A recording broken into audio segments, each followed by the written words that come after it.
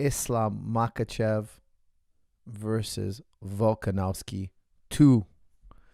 We were supposed to have Oliveira versus Makhachev. Oliveira gets injured. I heard he got a big scar, big cut. Volkanovski steps in. I think it's about a 10-day notice. Guys, I got to tell you something. I loved Volkanovski before, but now I absolutely adore him. Why? He took... I told you guys before, the most exciting fight at 155, it's not Makhachev and Oliveira for me. For me, it was Makhachev and Volkanovski, and now we got it. The first fight was super controversial. Guys, the first fight was ultra controversial. I would tell you, 80% of us thought Makhachev was going to win by a landslide. A lot of us, guys. I know a lot of you are going to backtrack, and you're going to tell me, no, coach, I always knew it all along. Lies. I took a poll here. We talked about it, and I would tell you the vast majority of you had agreed with me that Makhachev was going to win. A lot of us thought he was going to sub Volkanovski, and lo and behold, we got a very, very controversial fight. I thought Makhachev won. I thought the judges got it right, but a lot of you out there disagreed. A lot of you thought that Makhachev should have lost that fight and that Volkanovski finished strong. The fifth round, we saw Makhachev on his back, looking not like, in a way we've never seen him before. Barring that one knockout he's had in his career, he's been ultra dominant in all his fights. He's only ever been taken down one time in his entire career prior to the Volkanovski fight. He shoots in on Volkanovski, gets tagged on the way in, goes to guard. Volkanovski gets on top of him and is finishing strong. The Australian crowd going crazy. So many people were on Volkanovski's side. The judges, though, in my opinion, made the right choice. Gave it to Makhachev. I rewatched the fight today again. I do think I watched it again and again. I've watched it today, and I'm telling you, Makhachev won that fight. However, he looked human. Volkanovski made him look human. Now, the second time around, guys, part 2. The Russian versus Rocky Balboa, the Australian Rocky Balboa. Guys, I'm going with Makhachev. I'm not gonna take long to tell you my pick. I never do. I try never to take long. I'm picking Makhachev, especially after rewatching the fight today. I'm really confident for him. Of course, this is not an easy fight to call. Guys, there's a poll in the chat room. I want you guys to vote. So far, it's 67% Makhachev. Okay, I'm going to give it some time to develop. A lot of you must agree with me that Makhachev is going to win. Why? Well, first of all, he's doing a 5-rounder with Volk. Volk has obviously done many 5-rounders with the hardest 5-rounders. Some of the hardest 5-rounders with Max Holloway, the king of 5 rounds. The most active fighter in 5-round fighting, it's Holloway, and Volkanovski was able to handle Holloway 3 times in a 5-rounder. He never slows down. We know that Volkanovski is a 5-round machine. He could fight 5 rounds with anybody. I think it was Islam Makhachev's first time around with a 5-round machine killer like Volkanovski. I think this time he's going to be a little bit wiser. He's going to be a little bit smarter. And also, Volk only had about 10 days. Now, I'm assuming Volk is in tip-top shape all year round, but it's different when you don't have a countdown. You don't have like 8 weeks to count down. You could really peak in 8 weeks. In just 10 days, it's very difficult. He's got to go with what he has so far. So I think it could be that Volk is not going to be in the best shape. Not the ultra. Of course, Volk in pretty good shape is better than 99% of the roster. Volk is very special in that sense. But it's not ultra finish like a Tiger round 5 of Volk. Maybe. I'm just saying maybe because it's 10 days notice, right? He can't go through his full routine. He's got to cut things short. He's got to go in the shape that he's in already. In 10 days, you can't do much. And also, they're fighting in the Middle East, guys. This time, the crowd is going to be much more on Makhachev's side. If you remember the first fight, anytime Volk did anything, he gestured to the crowd, they cheered him. That can influence judges. It influences people fighting. It influences the people watching the fight. It has a crazy difference. A lot of times I watch fights with the sound off. And then you rewatch it with the sound on and you hear the oohs and ahs of the crowd. It's very, very influential. Very influential. Why? Because I'll give you an example. Okay, in round 1, I think it was round 1 or round 2. I'm sorry, round 2 of their first fight.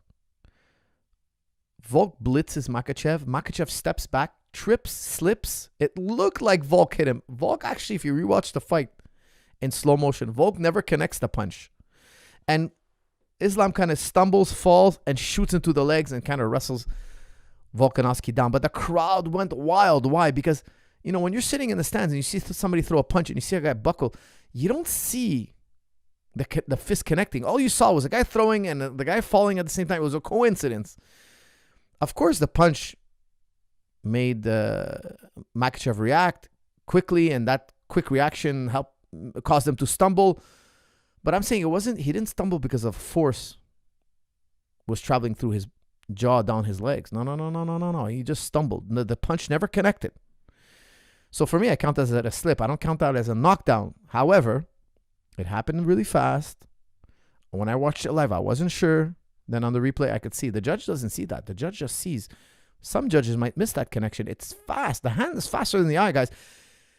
Yeah, sure, you could watch it on the replay and figure it out. But when you're watching it live and you see the crowd scream, you're thinking, hey, throw a punch, a guy knocked down. We see that. It's not impossible. It influences the fight. The crowd was so charged. That was one of the most rowdy crowds. And I love Australians. I just came back from Australia not long ago. I'll tell you something. The Australians are a fun crowd, man. They're a wild bunch. They're a wild bunch. Guys, all of Australia is wild. All of it. The wildlife that they have. Like, you have to be a little bit nuts to live in that area. I mean, like if you look at a top 10 predators, 9 of them are in Australia. 9 of the top 10 world's greatest predators. Poisonous, man-eating, all the crazy animal kingdom. All the nasty animals of the world, for some reason, are all jammed into Australia. So if you're going to live there, I mean, you gotta be tough. You got to be a little crazy if you want to live in Australia. And I love the Australians. When they watch fighting, you feel the energy. This time, Volk's not going to have a crowd. And don't get me wrong, the Middle Eastern people are going to love Volk. But Islam Makhachev, he's their boy. He's their boy. And they're gonna cheer Volk if Volk wins. Don't doubt me on that. They're gonna cheer him. They'll never boo him. They're gonna clap for him on the way in. They're gonna cheer for him for sure. But they're not gonna back him up as much as they're gonna back up Islam Makhachev. Guys, I'm picking Makhachev. Why? I'll tell you why. I saw them trade shots. I could tell you, I think Makhachev has the power punching advantage. Like, he stunned Volk. Volk also stunned him, but it was pretty back and forth, the striking. But Makhachev has the wrestling. Makhachev has the top game. Even though Volkanovski did a great job defending, sprawling, the counter to the takedowns, the hip heisting, the butterfly hook, the Yokosumageshi counters. He did so well on the counters, but ultimately Makhachev was able to scramble and score on the ground, whereas all of Volkanovski's takedowns, they were ineffective. He just couldn't even get close to taking Makhachev down. Makhachev has only been taken down officially once in his career. In the 5th round, Makhachev ended up on his back by a punch, so it is possible that Volkanovski gets on top of him. I'm just saying that Makhachev is a little bit more in the wrestling and grappling department. A little bit more, not much more. And the striking was very close, and I think this time around, Makhachev has had time to mature and more time to prepare for this day. I'm picking Makhachev. Now I'm going to look at the poll here.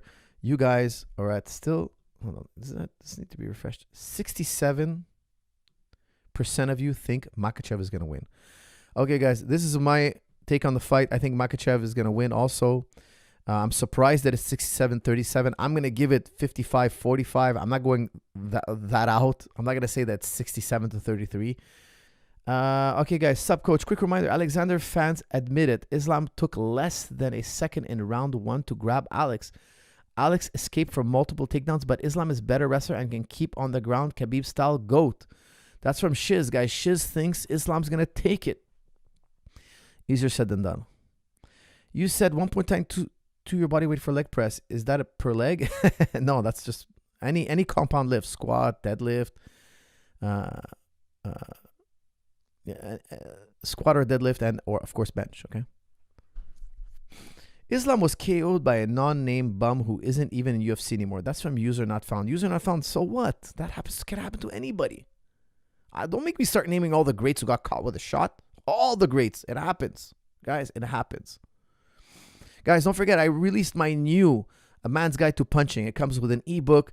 It's a crash course for boxing, teaching you, guys, if you want to learn boxing the right way, check out A Man's Guide to Throwing a Punch. I explained to you, in the book, I explained to you why you should know how to throw a punch. You got to learn to protect yourself, protect your loved ones, guys. It's a great crash course. I know a lot of you out there do grappling and wrestling. Make sure you have a boxing routine. I teach you the 3 elements to a boxing routine, which is warm-up, technical drilling, which is what the video is, all the techniques you have to train, all sliced in perfect little chapters, and of course, conditioning workouts at the end. You finish your boxing workouts with conditioning.